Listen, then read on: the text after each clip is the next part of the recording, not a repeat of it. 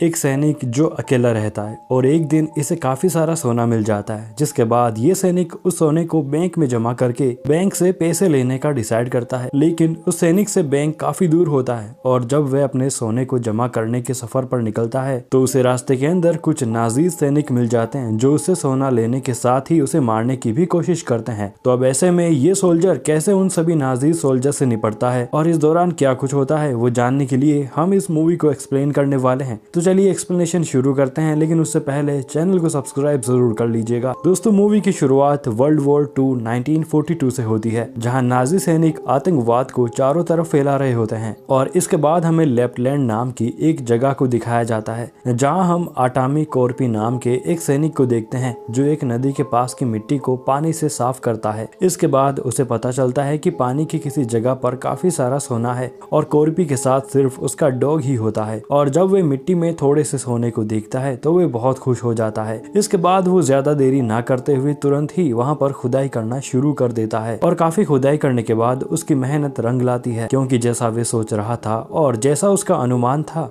वो बिल्कुल सही निकलता है, क्योंकि जहाँ पर वो खुदाई करता है वहाँ पर उसे सोना मिल जाता है, जिसे देखकर उसकी आंखें खुली की खुली रह जाती है। वह हैरान हो जाता है और साथ ही उसे बहुत खुशी भी हो रही होती है और अब उसे पता चल जाता है कि अब वो एक अमीर आदमी बनने वाला है और माला माल होने वाला है। इस वजह से वो रात तक तो उस सारे सोने को ही जमीन से बाहर निकाल देता है और अब उसे इस सोने के बदले पैसे लेने के लिए उसे इस सोने को बैंक में जमा कराना होगा। इस वजह से फिर कॉर्पी अगले दिन सारे सोने को अपने घोड़े पर लादता है और साथ ही अपने हथियारों के साथ और अपने डॉग को लेकर हेलसिंकी की बैंक की तरफ रवाना हो जाता है। और काफी लंबा सफर तय करने के बाद कॉर्पी के सामने नाजी के सैनिकों का एक छोटा सा दल आ जाता है और वे सभी सैनिक कॉर्पी को देखने लग जाते हैं और उनके पास उनके ट्रक के अंदर कुछ रशियन लड़कियां भी होती है और उन लड़कियों के पास से वुल्फ नाम का सैनिक बाहर आता है और वे अपने जनरल ब्रूनो को कहता है कि उन्हें कॉर्पी को पकड़ना चाहिए, क्योंकि वो भी कॉर्पी को देख लेता है। इसीलिए वह अपने जनरल से पूछता है कि क्या हमें उस आदमी कॉर्पी को पकड़ना चाहिए। लेकिन जब जनरल ब्रूनो कॉर्पी को देखता है तो वे वुल्फ को बताने लगता है कि वो आदमी कॉर्पी जिस डायरेक्शन में जा रहा है वहाँ पर सिर्फ मौत है। इस वजह से फिर जनरल ब्रूनो अपनी टुकड़ी के साथ वहाँ से आगे निकल जाता है। इसके बाद जब कॉर्पी वहाँ से आगे बढ़ता है तो उसे अपने सामने कुछ मरे हुए लोग दिखाई देते हैं और तभी उसे 3 सैनिक रोक लेते हैं और उसे पकड़ लेते हैं और उससे कहते हैं कि आगे रास्ता नहीं है। और जब वे कॉर्पी के पास का सोना देखते हैं तो वे उस सोने को वहीं पर छोड़कर कॉर्पी को आगे जाने को कहते हैं और साथ ही उसका मजाक उड़ाते उड़ाते उसे मारने लगते हैं। अब पहले तो कॉर्पी शांत रहता है, वो उन्हें कुछ भी नहीं करता है। इसके बाद जब कॉर्पी अपने डॉग को वहाँ से भगा देता है तो वे सैनिक उसके डॉग के ऊपर ही निशाना लगाने लगते हैं। यह देखकर कॉर्पी को बहुत गुस्सा आ जाता है और वे तुरंत ही उनमें से एक सैनिक के सिर में चाकू मारकर उसे जान से खत्म कर देता है। और यहाँ पर शांत कॉर्पी अशांत हो जाता है और वे बहुत ही बुरी तरीके से ब्रूटली उन सारे सैनिकों को एक एक करके मार देता है। और यहाँ पर हमें कॉर्पी का एक अलग खतरनाक वाला रूप देखने को मिलता है। वहीं दूसरी तरफ गोलियों की आवाज को जनरल ब्रूनो भी सुन लेता है। इस वजह से वे घूमकर उस जगह पर आते हैं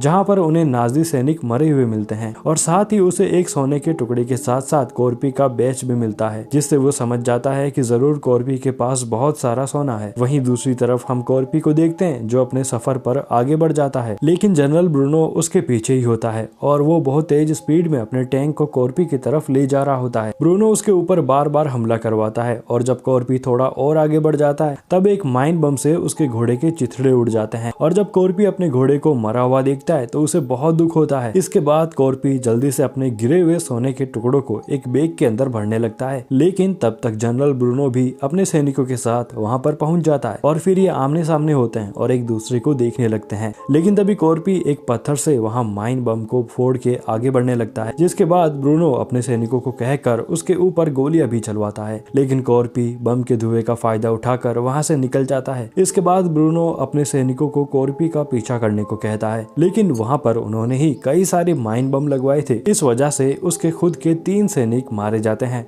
जिसके बाद ब्रूनो फिर से 2 लड़कियों को आगे रखता है ताकि अगर माइन बम फटे तो ब्रूनो को पहले ही पता लग जाए। इसके बाद वह दोनों लड़कियों को आगे करके कॉर्पी का पीछा करने लगता है। इसी बीच वोल्फ अपने बेस से कॉर्पी के बारे में पता लगा लेता है और वह ब्रूनो के पूछने पर उसे बताता है कि उस आदमी का नाम अटामी कॉर्पी है। नाम तो उसके बेस से ही पता चलता है, लेकिन वोल्फ बताता है कि वो एक बहुत ही खतरनाक रशियन सैनिक है। जब आर्मी वालों ने उसके परिवार को मार दिया था तो वह अकेला ही उसकी पूरी आर्मी पर भारी पड़ गया था और कॉर्पी को सभी रशियन एक अमर आदमी बुलाते हैं। लेकिन फिर भी ब्रूनो वोल्फ की बातों पर ज्यादा ध्यान नहीं देता है। उसे कॉर्पी इतना भी खतरनाक नहीं लगता है, वो सिर्फ उसका सोना हासिल करना चाहता है, इसीलिए वे लगातार आगे बढ़ते हैं। वहीं कॉर्पी छिप जाता है। दरअसल वे उन्हीं के ट्रक के नीचे छिप जाता है और ट्रक के ऑयल को अपने ऊपर लगा लेता है ताकि उसे डॉग सूंघ न सके। और जब कॉर्पी वहां से निकल कर भागने लगता है तब वोल्फ उसे देख लेता है और उसके पैर में गोली मार देता है। और जब डॉग उसके ऊपर हमला करने वाले होते हैं तब कॉर्पी अपने आप को आग लगा लेता है और जल्दी से पास के एक तालाब के अंदर कूद जाता है। और जब एक सैनिक उसे ढूंढने के लिए पानी में जाता है तो कॉर्पी पीछे से उस सैनिक पर हमला करके उसे मार देता है और साथ ही वो बोट के ऊपर मौजूद बाकी सैनिकों को भी मार देता है। इसके बाद कॉर्पी एक सैनिक को उठाकर वहां से भागने लगता है और उसके ऊपर जितने भी हमले होते हैं वो सारे उस मरे हुए सैनिक के ऊपर ही होते हैं। इस वजह से कॉर्पी बच जाता है। इसी बीच ब्रूनो देखता है कि कॉर्पी का डॉग उसके पास आ चुका है। इस वजह से ब्रूनो उसे पकड़ लेता है। वहीं कॉर्पी पूरी रात चलता रहता है और इसके बाद वो पास के छोटे से शहर में जाता है जिसे कि जर्मन्स जला देते हैं। और वहीं पर कॉर्पी एक फ्यूल स्टेशन में रुककर वहां आराम करने लगता है। तभी उसके पास उसका डॉग आता है जिसके ऊपर बम लगा होता है और इससे पहले कि कॉर्पी उस बम को दूर करे वो बम फट जाता है जिस वजह से दोनों ही घायल हो जाते हैं। तभी वहां पर ब्रूनो आ जाता है जो कॉर्पी को लटका देता है और उसे एक छोटा सा सोने का टुकड़ा देकर बाकी को अपने पास रख लेता है। तभी वे देखते हैं कि अब कॉर्पी मर चुका है। इस वजह से ब्रूनो अपने लोगों के साथ वहां से जाने लगता है, लेकिन कॉर्पी आसानी से मरने वालों में से नहीं होता, वो अभी भी जिंदा होता है। वो पास के एक किले में खुद को सपोर्ट देते हुए बचा लेता है, लेकिन अब तक उसका काफी खून निकल चुका होता है। वहीं सुबह नाजी का एक प्लेन आता है जिस वजह से कॉर्पी की वो रस्सी टूट जाती है जिससे कॉर्पी नीचे गिर जाता है। इसके बाद उस प्लेन से दो सैनिक फ्यूल स्टेशन से फ्यूल लेने जाते हैं, लेकिन वो कॉर्पी को देख लेते हैं। इस वजह से वो उसे मारने की कोशिश करते हैं, लेकिन कॉर्पी ही उन दोनों को मार देता है। इसके बाद कॉर्पी उस सोने के टुकड़े को लेता है जिसे देखकर उसे बहुत गुस्सा आता है और अब कॉर्पी अपना बदला लेना चाहता है। इसके बाद वो उसे लगी सारी गोलियों को निकालता है और अपने घावों को जलाता है ताकि उसे आगे और ज्यादा दर्द ना हो और इन्फेक्शन ना फैले। अब यहाँ पर कॉर्पी अपने असली खूंखार वाले रूप के अंदर आ जाता है और वे प्लेन को लेकर वहाँ से निकल जाता है। वहीं दूसरी तरफ ब्रूनो की टीम भी आगे बढ़ रही होती है। तभी वोल्फ उन्हें बताता है कि अब उनका प्लेन आ चुका है। इस वजह से वो वहीं पर रुक जाते हैं और जब वे बाहर आकर उस प्लेन को देखते हैं तो उसके अंदर एक सैनिक मरा हुआ होता है।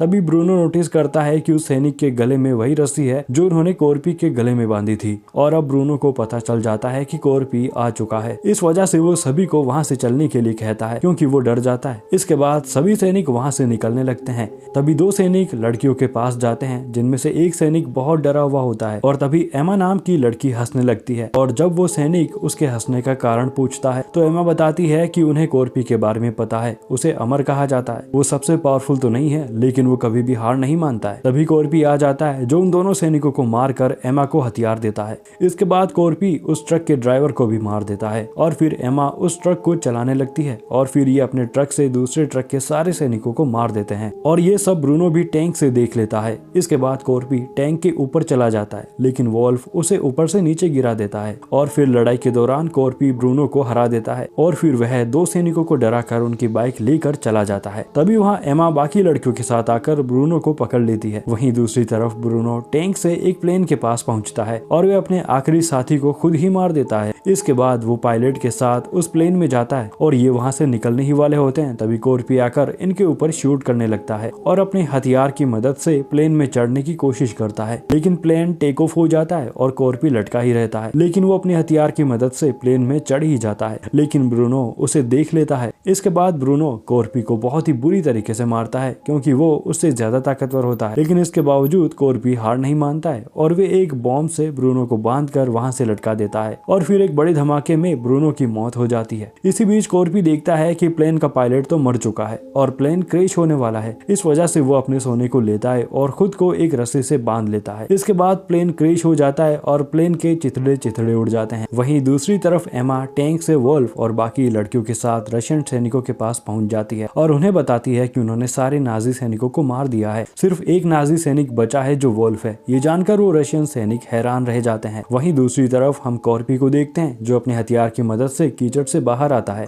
और अपने सोने को लेकर और काफी मशक्कत करने के बाद अब फाइनली वो बैंक पहुंच ही जाता है, जहां पर वो बैंक के काउंटर पर सोना रखकर सोने के बदले पैसे मांगता है। और दोस्तों इसी के साथ ये मूवी यहीं पर खत्म हो जाती है। तो दोस्तों इस मूवी की कहानी आपको कैसे लगी और हमारा एक्सप्लेनेशन आपको कैसा लगा, आप कमेंट सेक्शन में जरूर बताना और इसी तरह की और वीडियोस के लिए आप हमारे यूट्यूब चैनल को सब्सक्राइब जरूर करना।